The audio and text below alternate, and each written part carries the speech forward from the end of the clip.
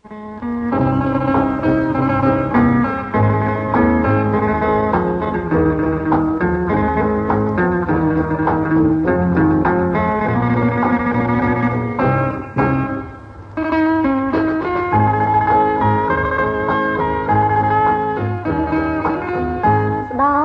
នដើរខ្ញុំ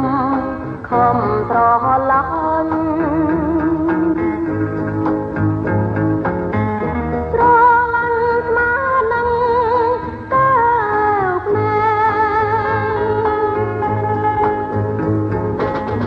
កតែប្រែទៅជា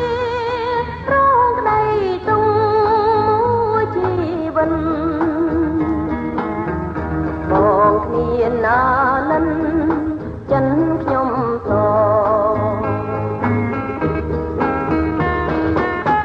ក្រុមដងហាក៏តែតុងតព្រោះតែចិនប្រងិនក្តីមេតត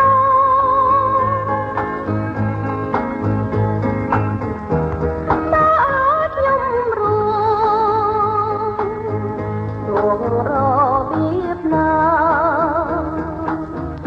រៀងឲ្យមេតាប្រ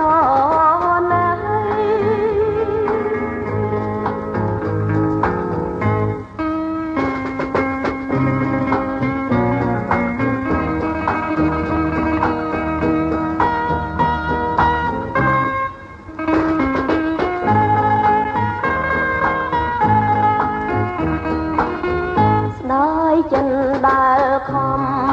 សន្សំស្មោះរឿងកន្លងពូគួរឲ្យស្ដាស្ដាយចិនស្ដាយស្នាស្ដាយរូបកាយដែលប្រាថ្នាដើរស្មាន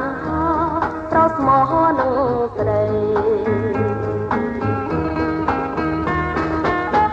ពេលនេះមកខ្លា